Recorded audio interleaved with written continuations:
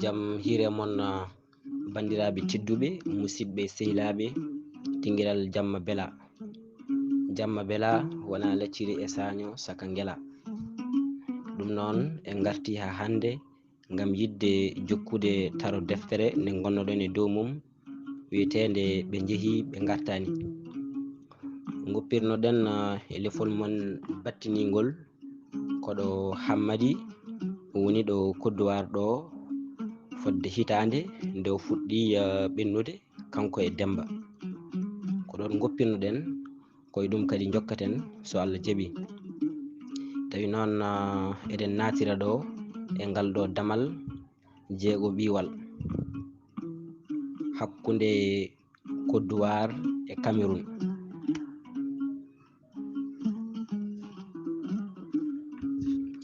Hammadi en ƴefti werla pay Gana, ɓe daraki, ɓe ɓenni Togo, ɓe peewi Bene. ɗo ɓe ngari fof ɓe darotako ni ɓe mbatte e werlaji goɗɗi, kono ɗo ɓe ngari fof ɓe tawat sukaɓe hewɓe ina tooɓi, ɓe ko gasnuɓe joɓari mumen, ɓe ko jamfaɓe ina podana werlaji kono jiyani. Ko ganum mawɗo saabu kalisaji mabɓe naati, ɓe keptata ɓe mbawa ɓennude ɓe goppa kalisaji mabɓe. Hammadi en ɓenni fewde Nigeria, ɓe ngari e wuro lamorgo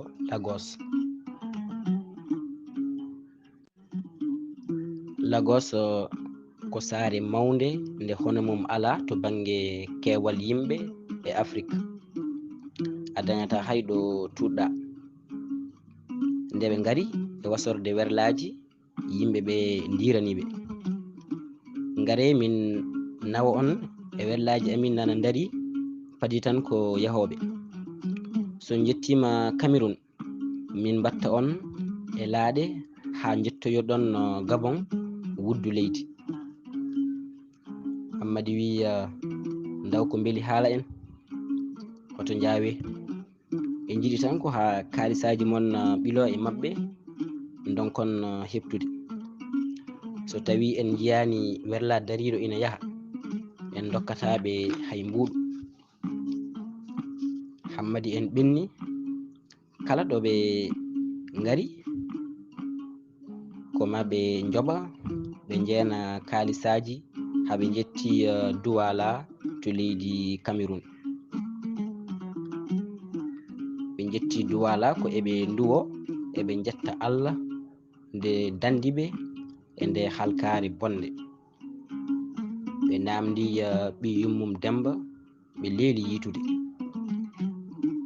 Moɓe ngari kala wiya anda, wona ɓe ganda kono ɓe jiiɗa walla ɓe cuusa. Ɓe ngari e yeyirde wotere ina hucciti e jama. Ɓe namdi joom yeyirde nde tawi on ko Haalpular. On wiɓe mami sifana on kono hoto mbiye ko min jofani on, so wona ɗum o dukrat am. Ɓe mbi an kay a jarama. Ɓe pokkiti ɓe jeehi eɓe paayi. Ɓe ngari ɗo ɓe cifanano ɗo ɓe naati e yeyirde nde. Gallo salmini ɓe calminali mayɗi, wiɓe ma jafoɗon dey, ɗo gonmi ɗo ina faaɗi, ɓurata moƴƴude ko jippoyoɗon no galle Seck. Demba wi holi Seck? O wi ko galle Seck Tidiane. Garɗo ɗo fof ko toon jippoyto, saabu ko toon ɓuuri yajde. Hammadi tawi ina jogino jaram joƴƴini ɗam. Demba heɓɓiti wi joni kay a jarama. Tomin mbawi huccude kala, an kam natti wonde haajuma. Ɓe jiiɗi ummade ɓe donki Allah e gacce e koyere. Ko ɗon ɓe jejjiti tampere mabɓe e mette lawol ngol. Tampere wonde e mette ɓurɗe bonde heptimaɓe so taƴam ɓeragu. Ɓe cikki koye koyɗol, kono tan ko koye subaka laaɓɗo cer ɓe ngoni. Ɓe njehi koyɗe ina ndaaso sabu yakare maɓɓe boni e nde ladde tuula heela ɗo njaatige ɓe jurmotako, bandiraɗo faabotako. Ko ni ɓe ɓenniri to galle Seck, galle yakare, galle ñoltowo ñoolaɓe. Ɓe jetti galle Seck, ɓe tawi ɗon sukaɓe yonɓe fodde 15. Ɓe keɓtini hen suka goto mo ɓe ndennuno lawol fewde keerol leydi Mali e leydi Côte d'Ivoire. Goranam on yiɓe tan dogi maɓɓi e maɓɓe woni e bismadeɓe. E galle he ko gurnam waw koɗa, ala to hoɗaka so wona suudu woturu walla e boowal galle ngal. Ɓe ngoni e habrudeɓe no ɓe gardi e no Allah dandiriɓe e ngol lawol halkare. Ɓe kabriɓe kadi no ɓe mbaddi e mawniɓe galo. Wonnoɓe ɗon ɓe keɗiɓe haɓe ndowi. Won hen mi ko gonga on tampi, kono minenne somin pelliti haalande on no min gardi on deƴƴat. Hen goto wi min mi woni e lawol ngol fodde hitande, tuggi yoola to leydi Nigeria ha to Yaoundé lamorgo leydi Cameroun. Min ngari yoola ko nder jamma. Joom werla o jofani min cuurel ina woni ɗon, o wi yomin pofto ɗon. Nde min puɗɗi ɗanade fodde waktu tan dadiɓe Nigeria ngari ina laawi pindiniri min pette.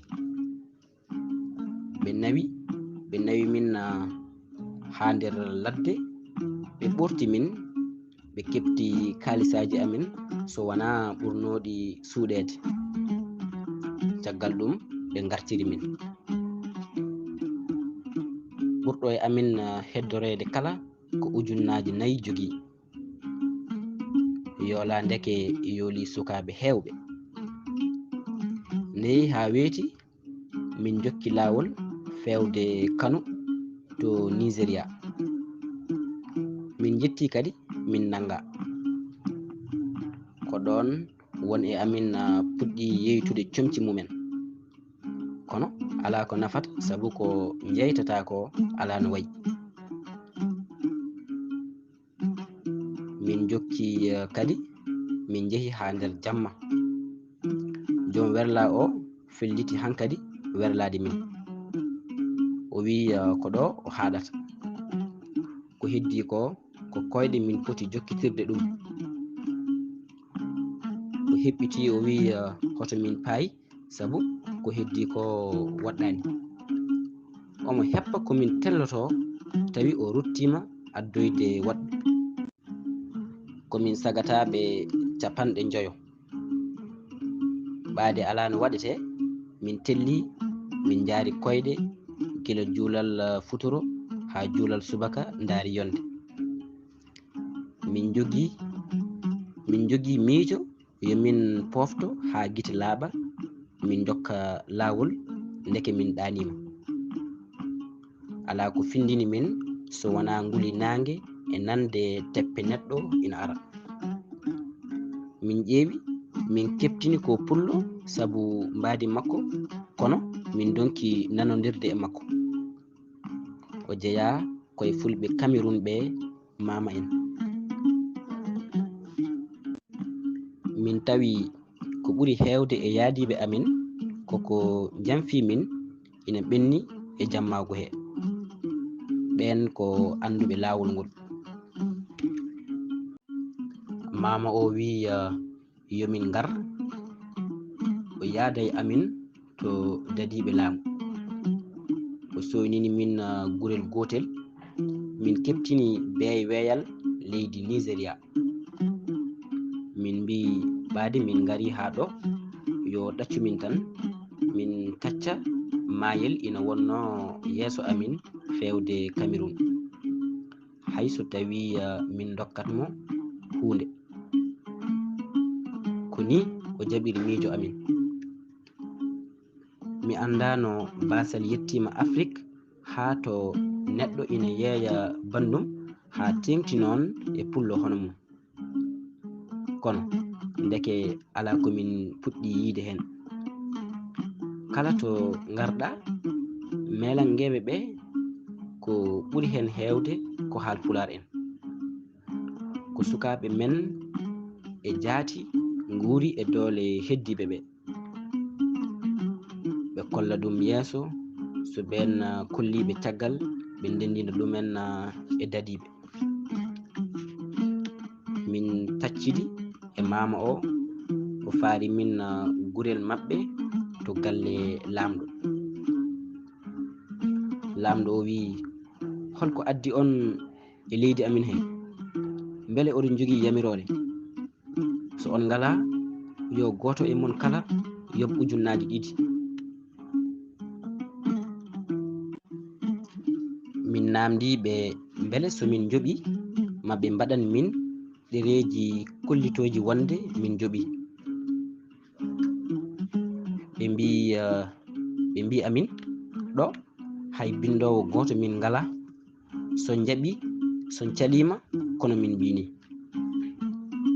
Goto e amin ɓurɗo mawnude o wi, wata jaɓen, haydara en joɓata so ɓe mbaɗanani en kayitaji ɗi namdi ɗen ɗi. Lamɗo wi, caliɗo e mon fof min nanna ɗum e ngel ɗo cuurel min lepta ɗum.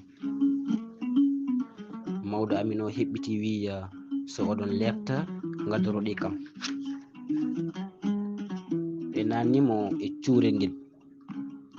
E puufe makko butel gaz ina wonno nder cuurel ngel. Ɗon tan o haaci wullago o weeɗi ɓe ujunnaji 2. Hay minen min tini parkeki butel o, hono hojom min ñemtini mawɗo amin o. Lamɗo o wi, jeyte min comci mon joɓon min goppita on, ko ñaagunde wondude e yamirore. Ko ɗon jiyata wutte jarowo ujunnaje 10 sabu nganumma ina yeyte 200. Mboɗo jogino feggere kange jeytumi ɗum buuɗi 20. Hawri e nulaɗo tataɓo daliɓe o ari, mo woni fof ina summana min ina heño haade goɗɗo o adade ɗum fewnitade e amin. Ko ni lamɗo o woppiri min ɓiloyi e juuɗe dadiɓe ɓe. Yo Allah hollit.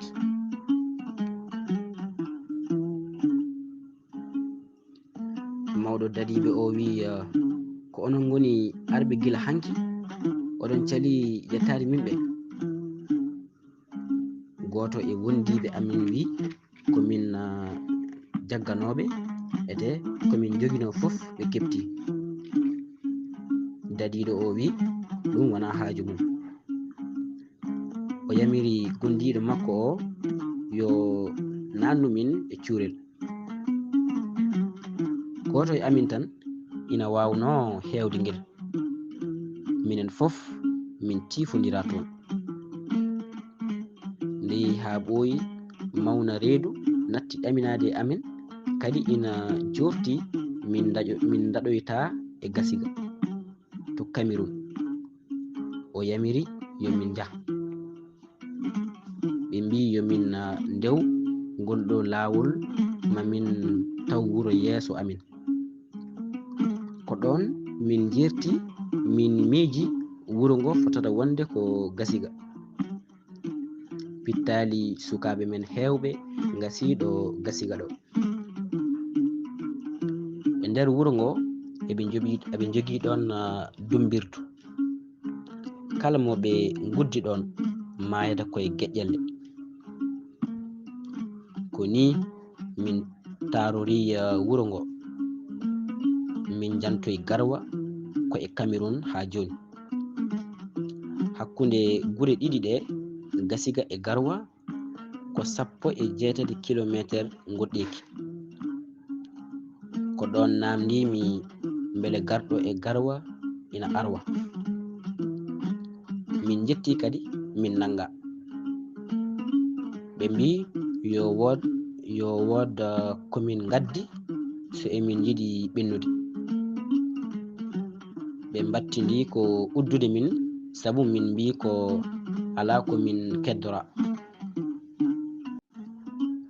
Caggal ɗum melanga goto ari yaltinde min. Ndeke kala ko waɗete ko kamɓe fof ndendi haɓɓere nde, woni yimɓe leydi ndi, dadiɓe ɓe e melangeɓe ɓe. Ciftormi ko ginal e keynum gawdata. Ne min jalti, o wi mbele won e amin keddoraɗo kalis o ƴeewa ɓendinde ɗum.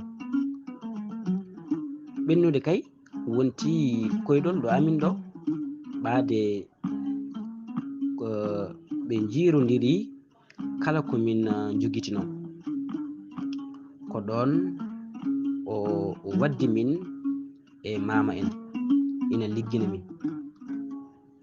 Oto Allah holle liggey o, min jeeyata ko gosi e ataye. So heewi ko dañɗa ko 200 e nder dawal balɗe 3. Min tawi ɗon sukaɓe ummiɓe to diwanuji men ina toobi. Ala, ɓe poti wiyeede ko luttuɓe, sabu koɓe resɓe eɓe jogii galleji e sukaɓe haa keewi. Goto e maɓɓe fof mo jewtiɗɗa wiyatama ko ina yiɗi hoodde kono wawa sabu kaɓɓal. On namdaki noon ɗomin ñamata walla komin ñamata. Ndeke so suka holli ƴeeƴe e galle bamum ndaw fodde kono muñanmo hawa rewa Garwa. Ñande min kaari fof ko ñiiri laalo walla ñiiri puuddi min ñaami, kono ndaw joodol min goni ɗon lebbi e ka gonka. A ala comci saka guppa lomtina. Min keddoranomi ko tuuba ngoota e wutteyel. Bamɗi comci mbatti ɓalli amin ko boli e laabi, dawi e kirdi. So jamma ari ko ɓowɗi e daŋoje goɗɗe kirtata e ɓalli ɗi. Sa yi ɗe puƴe ɗe ɗaale, waaji o ronki jokkidde o hiwti o woni e woyde. Heddi wonnoɓe ɗon ina mbajomo. O jokki o wi tato e amin pelliti yarude koyɗe hakkunde ɗon e Yawunde, kono Yawunde noon yettade ɗum yawani. Ko heddi ko hedde 107 kilométre ngoɗɗeki so ɓurani. Min pellitmi ko heddade ɗon e dow ɗaminare moƴƴere. Gannodirmi e yimɓe hewɓe ha tengti e ɓi jatigam debbo. Gilli fenane joli hakkunde amin. Ko ni de bandiraɓe dañirmi jam hayso ko seeɗa.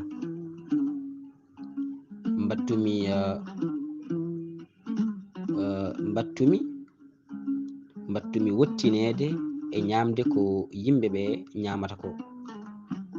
Mbattumi wokkade yeeyoyde gosiji. Kono holto jolnumi koydam nde ko Allah andi. Kono min kam mboɗo andi mami foof hayso ko seeɗa. Mami hiise mi yantine e yimɓe.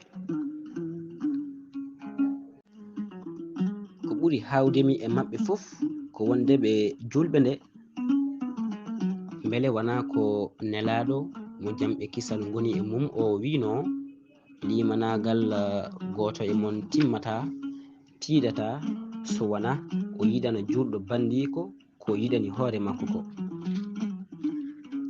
ete sukaɓe maɓɓe debbo hen e gorko so wona denɗo ko ɓarɗo deftere Allah nde, ndeke jangude e famde e rewde ko faami ko maaje certuɗe. Goni mi ɗon seeɗa hawri e mama goto wi ina yiɗi liggotoɓe. O jogui ko guese, min jaadi e makko lulde,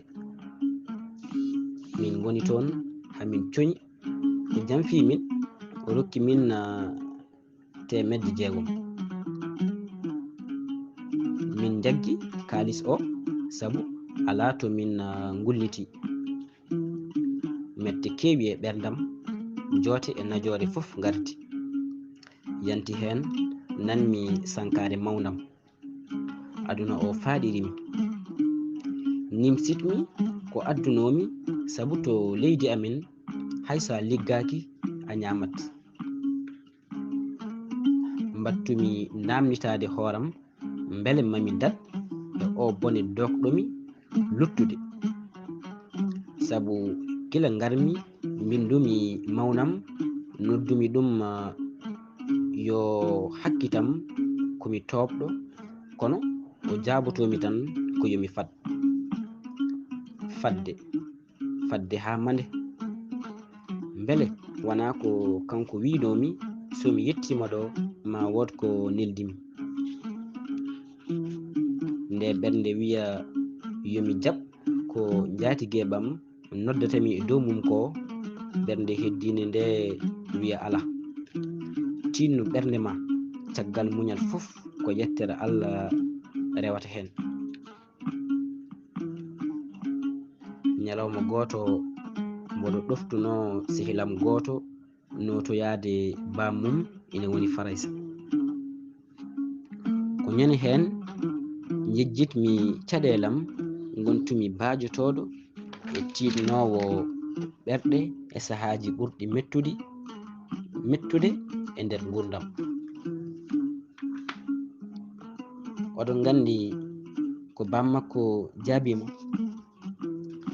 tawnoɓe ɓe mbi ala. o wimo ko yo tinnu ɓernde makko, o waɗa no yimɓe fof baɗata ni, o yeeya doole makko. so wonɗo neɗɗo liggoto ha daña wona garwa. ko ɗon suka o noddimo ha timmidaɗe 3, o wimo baba harminam, min mi harminima ha to haram haaɗi. o taƴi ɓoggol haala ka, o hiwti, o woni e wayde. ñande hen haymo gonɗi mum woni less teppere mum, so ina tawano hiwtoto, o wona e wayde. elle malayika yurmede koko yalti o aduna. nde yeehi ha balɗe seeɗa pawti hen, jatigue amin o noddimi. elle Allah woni koye fennudemi. sehilam o nani tan ko haacagam, o diiri no fotirno, o tawi mboɗo faɗɗi Allah e weltare.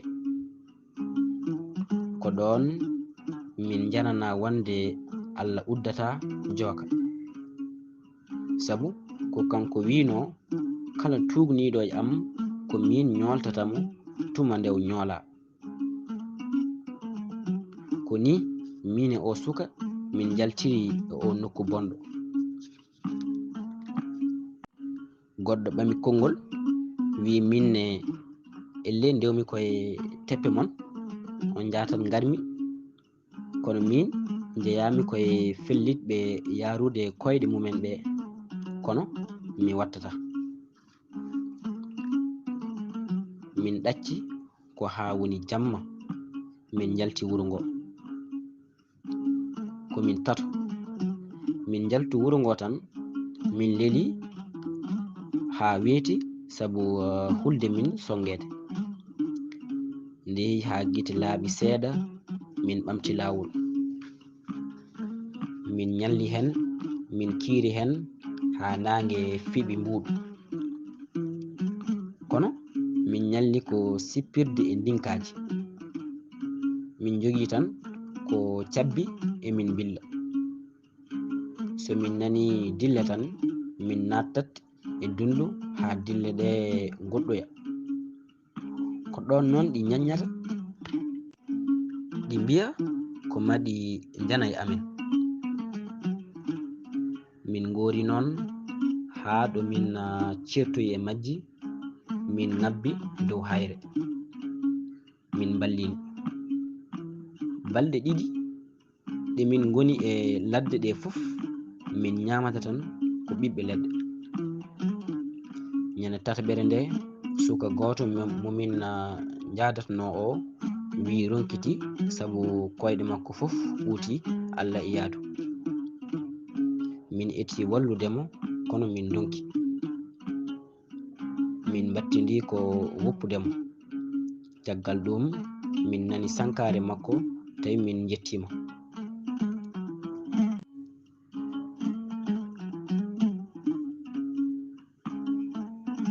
Goɗɗo ina wonno ɗon wi min koto Yawunde dadiɗo goto nangimi. Aɗa andi dadiɓe gonata tan ko yilade tumarankoɓe. Min kawru tan o faddimi. O wi yomi hollumo kaytajam. Mbimi mi ala, tan o regginimi. Min jetti, o wi yomi ɓorta. O nannimi e kaso. Saha e saha fof mi sikka ma o feemi, kono ko ñande hen mbayru mi yiidamo. Mi yitanimo so wona caggal lewru e balɗe. Ko sehel goto jolfo joginomi, on ne feñani jebbilimi. Min ñamminte ko banana. Hoto nan banana cikka emin guuri. Ko bananel gotel min dokkete subaka. A yiyata gongel so wona subaka jango. Mi fotani kam heltude banana o sabu ko kon bana non jogi min kadi min fatade. Nde timminmi lewru e balɗe o ari yaltindemi. Cikkumi komi jaltowo, kono o wimi sen certi a wonta ɗannitade. Mbimomi aduna o wona e juuɗe ma woni. Ala fof ko mbawɗa gasnude e am ɗon ɗo jomiraɗo o ñawano ɗum e am. Ɓe nawi min to toppitiɓe ko fewti e ɗanniɓe. Tonne ɗamamuyam mawni seeɗa. Ɗo ɓe mbimo ɗum fotani wonde ko aɗa soka neɗɗo ko foti no lewru e tawa min tinani. Ɓenne mbaɗi e amin gaƴƴelle. Min deggina e hakkunde wuro, sukaɓe e rewɓe ina ngulla, ina ƴatto, ina janna tumarankoɓe. Ɓe nawi min bowal laade deegoje e jamɗe. Hono no Allah waɗata, min jetti tan ɓe mbiya laana ponnoka arde ka koko boni. Mboɗo fiɓi anniya kam somi nawtama mi wona gartowo ha coynimi sehilam jolfo o ina dari. Ko kanko yaltinimi e ɗe lebte bonɗe. O wimi an kam hoto gonnoɗa? Nde kattimami ha fawi balɗe ɗiɗi, gila nden koye jiilaw gonmi. To garmi fof ɓen mbiya a ala ɗon, ha nanmi hande won nawteteɓe. Ko ɗum addanimi ƴewde sa ala e mabɓe. mbimomi laaɓi aɗa hursinimi yo Allah yoɓe golle moƴƴe. E ɗen balɗe galle Seck dañi koɗo tedduɗo ko ceerno gandaɗo no feewi. ñande hen waaji no feewi. O ɓuri rippude noon ko e hirjinde sukaɓe ɓe e ballodiral e jokkodiral enɗam e laaɓodiral deedi. O wi julɓe poti waade kono mahateeri ni, poɗɗen ko jaggotirde no ɓaɗe maadi. ƴeewi ngal ɗo ɓalal walla nde huɓere. O joofi huɓere ina wonno yeeso maɓɓe. O wi sinno gori ɓale ɗe jaggodirano, huɓere nde rimtotono e leydi. wadde enenne jaggodiren, mahodiren, tinnoɗe no feewi e sukaɓe rewoɓe ɗo ɓe, balleɓe dañon fandinde jawɗele mon, pewnon aduna mon, lakara mon ɓura ngarɗude.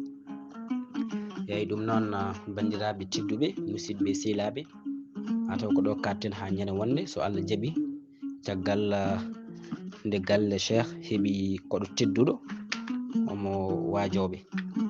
ñande wonde so Allah jaaɓi garteten kadi koye damal jeeɗaɓiwal hono jettogol Hammady en Libreville.